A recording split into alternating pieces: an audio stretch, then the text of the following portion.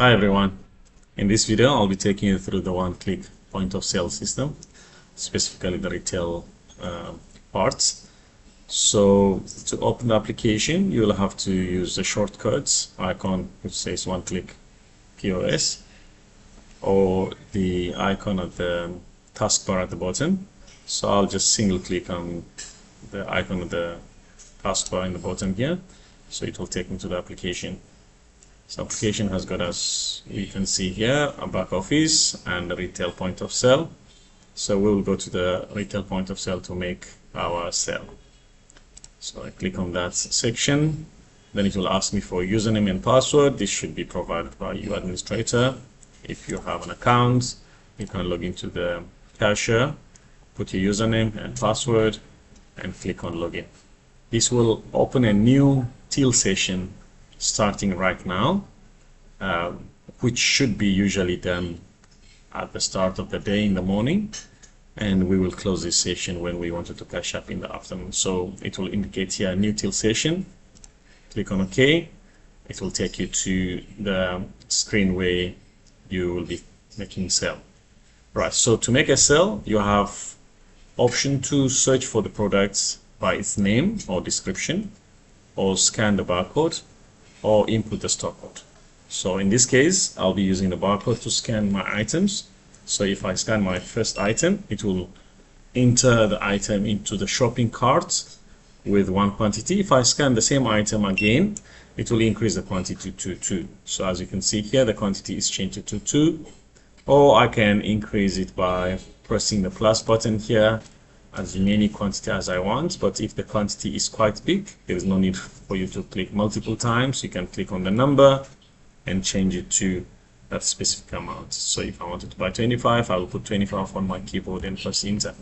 So it will automatically calculate how much that 25 of this Johnny Walker will cost you.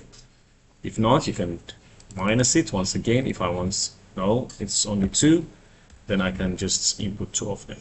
So I can continue scanning all the items which I have on these carts. It will keep on adding the new item to the bottom of the cart. As you will see that there are 3 items, but a total of 4 quantities here which are entered. So this is one way to enter an item, by scanning a barcode. So another option would be, if I don't have the barcode for the item, I can actually search for it here. So for example, if I say tumbler, I can just write the first 2 letters. Automatically it will filter all the items which matches to that text. So I can press enter if it is highlighted, or use the arrow up and down to select that specific item. So it will input the item. If I wanted to search another item here, let's say Heineken, then it will search all the Heinekens. I can press up and down on my keyboard. That is if I wanted to search the item, but simply if the item has got a barcode, as you can see on this screen, I would have just scanned the item. If the item is too heavy to carry to the till, or the barcode is not visible, we can search the item and press enter. Okay, so once all the items are entered to the cards, to finalize this cart or this sale, I can click on proceed to payment at the green button at the bottom here. Click on proceed to payment. It is showing me that there is 1,400 Rand amount due.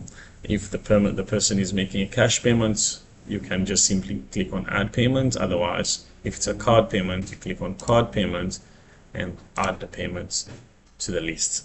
In this case, you have an option to split the payment as well, in terms of cash and card. If the customer would like to make partial payment in 2 different method of payments, you can simply remove this payment which you have added and split the payment into 2 payments. Like for 1,400 Rand, I can rub off that. I can delete it and then put, let's say 1,000 Rand was through the card and 4,000 was cash. So I can choose cash and add payments.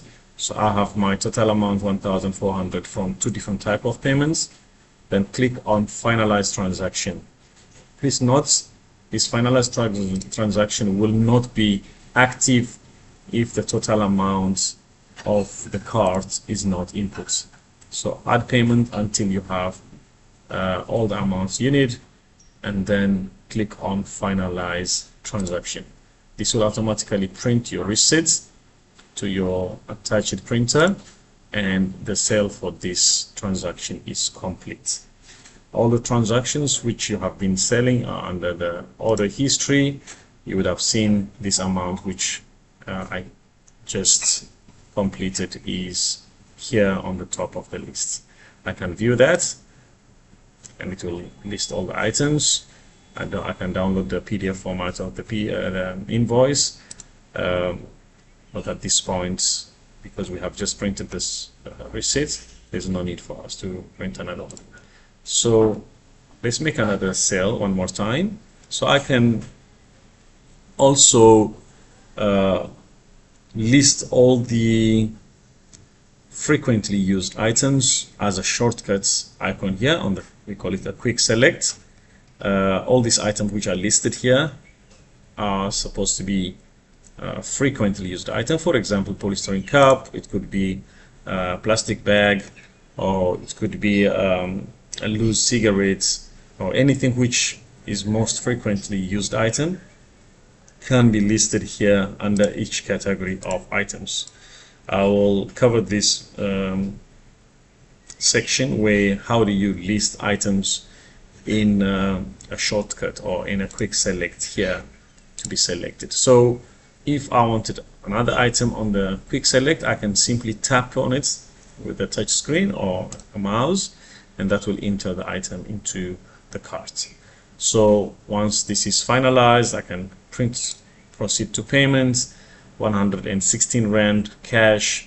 Now the customer pays me 150, so if I can put 150 there and press enter, it will automatically put that amount into my cash payment, and then you would see that change due is 34 Rand in this case.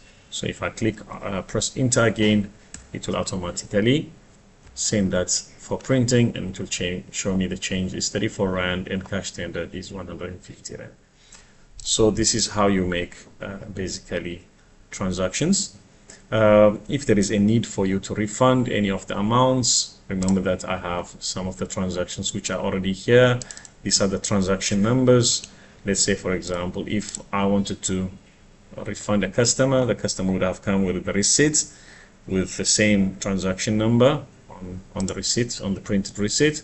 So I can click on refund and put the transaction number. In this case, I can input the transaction which is right here. So I can make a full refund, or I can make a partial refund. If it is a partial refund, it will tell me which quantities would you like to refund. So for example, Johnny Walker, we had 2 items which are sold. I can actually say I wanted to refund one of that, and the rest should remain as it is. It will require me to put my customer name for security reasons, and then we confirm why it has been refunded. We can say extra item boards. So with the refund payment method, I can say now we refund you with cash, proceed with refund, and that will refund, and it will print a refund receipt. So that will show also on the history here. There has been a partial refund of that receipt on order history, and you'll be able to see also on the cash app that amount will be deducted from the total amount which you would need to cash up at the end of the day. While we are using this screen, if you do have a 2-screen display, you can actually choose customer display to display. This is only for those point of sale machines which have got 2 screens with a customer display. If you click on it, it will show you that this is how it will indicate on the customer side. So this is our screen. So the moment I am scanning items, the customer will be seeing on the other side what you have been actually inputting here. But this only applies for point of sale machines which have got a double screen. So if you don't have a double screen, ignore this section where the customer display should indicate. Otherwise, customer will be seeing exactly what you are capturing here with all the amount which is due on their side. All right, so at this point, we can actually finalize this payment as well. Proceed to payments. Cash amount 1,100 with a change of 66 rand, and that amount is finalized. Right, so once you make a sale at the end of the day, you can make a cash up. By the way, you can log out and log in at any time of the day, and cash up can be done at the end only. So if I log out here, the session which I had opened earlier will still remain open until I cash up. So if I go back to Retail POS and log in, it will tell me you are resuming or you are continuing from the session which you have opened earlier. So click on OK. That will take you to the same screen, and as you would see here, the logged in user is John Peters, and the session was open earlier today at 11 o'clock. So when the session closes, that means we are closing the session which was open on this day and time. Right, so let's go to cash up screen. We can do cash up here. When we do cash up, it will automatically show us how much of cash sales we have made and how much of card sales we have made. So we do cash up of the cash sale mostly. So 1,210 rand is the amount which is due to in the cash drawer. So I count that cash and display each and every amount which is in a cash register. For example, if I do have 3 200 rands and 4 100 rands and 2 50 rands and 5 20 rands and 110 rand, then I do my cash up exactly like that, and it will show me here that the amount is correct and I have no short or over amount. And then I scroll down and I click on submit cash count. So this will automatically do the cash up. It will print the cash up receipt and log you out of the session. This should be usually done at the end of the day. Okay, so this session has been closed for that specific cashier. If I wanted to log in, that means I'll be starting a completely new session, and each session when it is cashed up should be isolated from another session. All right, one more thing here. If we are a cashier here, once again, if I log in, there is also an option where we will be doing different pricing. So if I do have, for example, an item here, and if I wanted to change the price of this item, I can click on the blue icon here, and it will give me a list of all other optional prices which I have. Administrator will be setting 3 different prices: tier 1, tier 2, tier 3, and you can also override some of the prices which are set here. But this will be a decision of the administrator if you do have multiple prices. If you do have one price, there's no need for you to change the price. Then you only capture and sell the item. Otherwise, the prices can be customized here to have multiple prices for stock price and for bulk price in terms of that. Another thing is cash in and cash outs. If you during the day you have any cash outs, let's say a delivery came and you had to pay from your till point or from your counter, you can click on cash in or cash out. If it is cash out and SAB delivery or so, so you can actually simply type the amount here, which is, let's say, 2,000 rand, and the description would be SAB delivery. You can even put a receipt number if you have a receipt invoice number whatever invoice number it is, and then if there is any additional notes, you capture here, and then that cash out will be submitted here.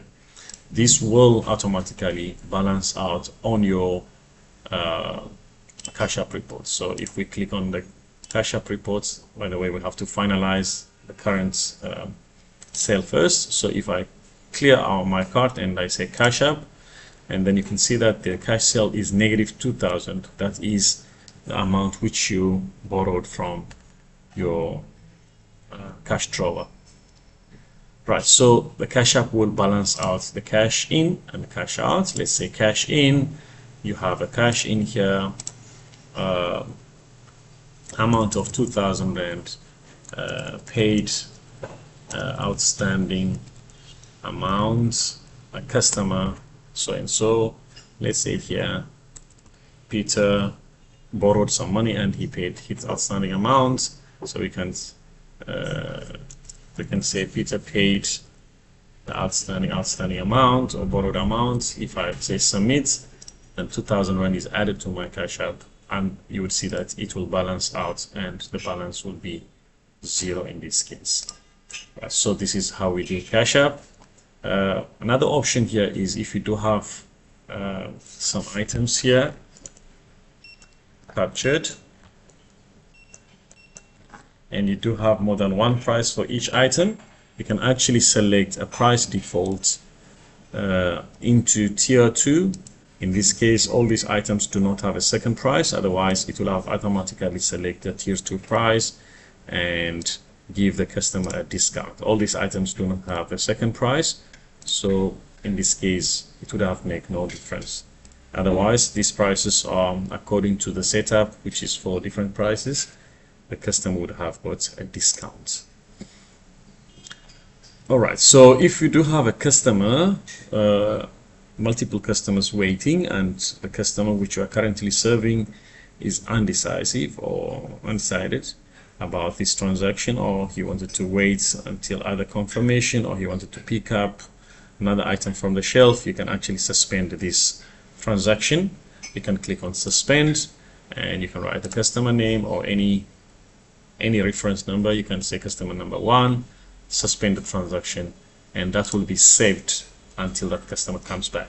So I can continue serving my current customer, my other customer, finish up this customer, and when the second customer is done, I can come back to the suspended transaction and resume that specific customer which will decide to come back. So if I click on resume, it will put up the items back to cart, and you can simply proceed with payment and end the transaction here. Right, so this is the retail part of it. Once you're done, you can do reprint of receipts in case the printer stack or some error happens during the transaction. You can reprint receipts, but this is normally done by administrators to avoid duplicate of receipts. Right, so this is all about the retail parts. I'll take you through other videos on the admin parts. Have a good day.